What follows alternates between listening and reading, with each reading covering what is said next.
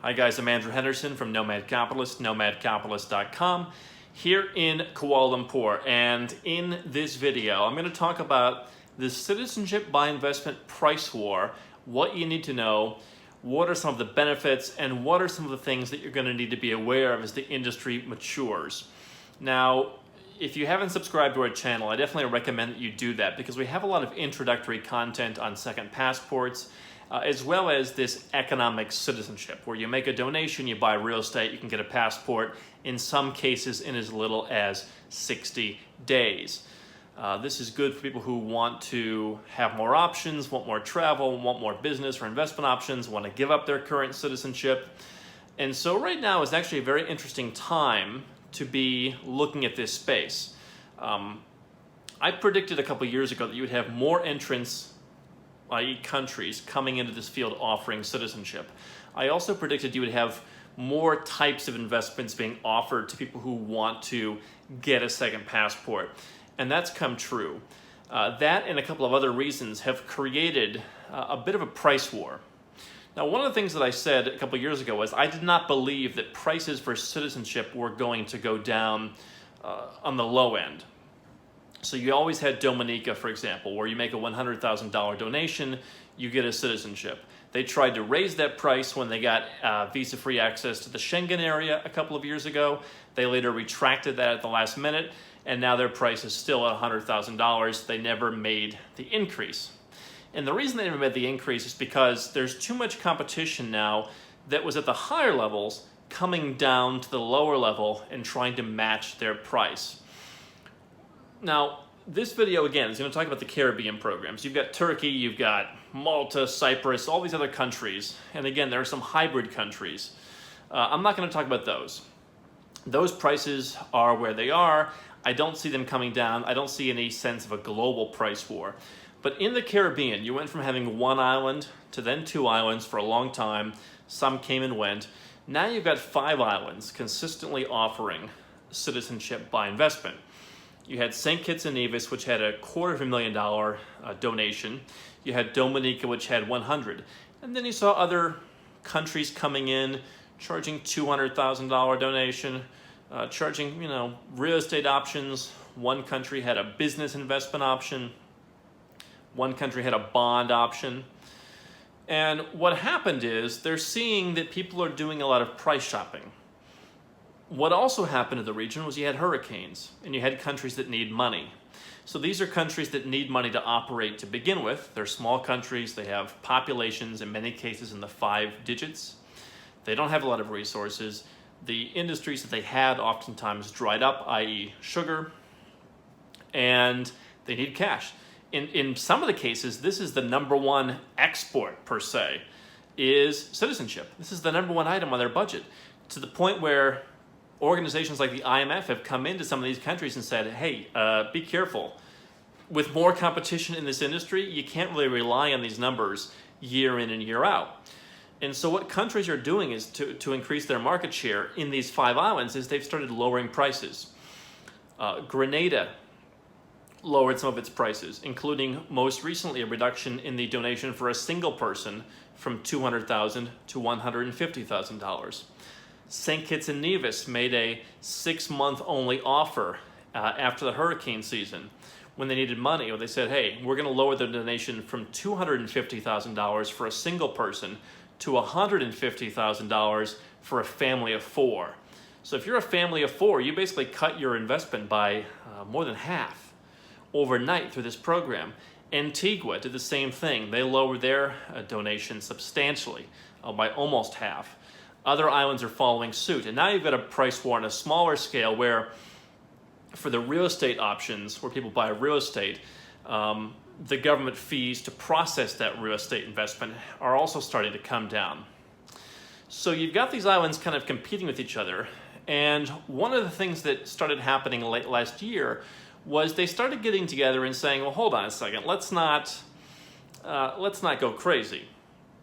Let's set some kind of floor for prices. And I think that floor is going to be $100,000.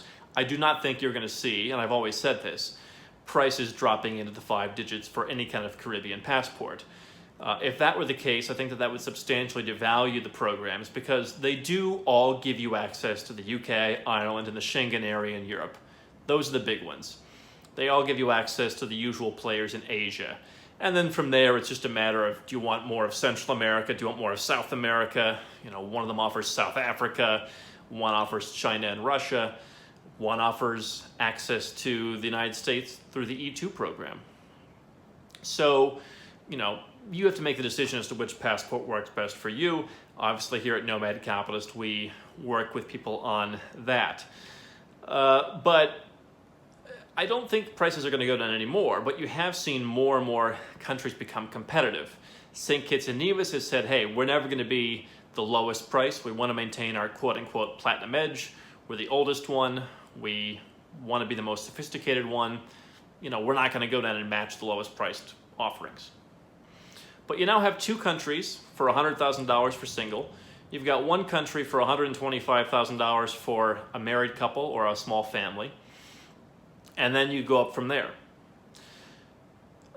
One of the other things that has come out of this discussion is the idea of having more harmony in information sharing between the islands. Grenada has come out, as I understand, pretty clearly and said, if you've been denied by another island for CBI, if they've rejected your application, we're going to reject you too. And there's been calls for them to get together and have more sharing of information for due diligence, to where someone can't go and slip through the cracks with one of them, that they want to be able to know what's going on for people applying in each other's programs.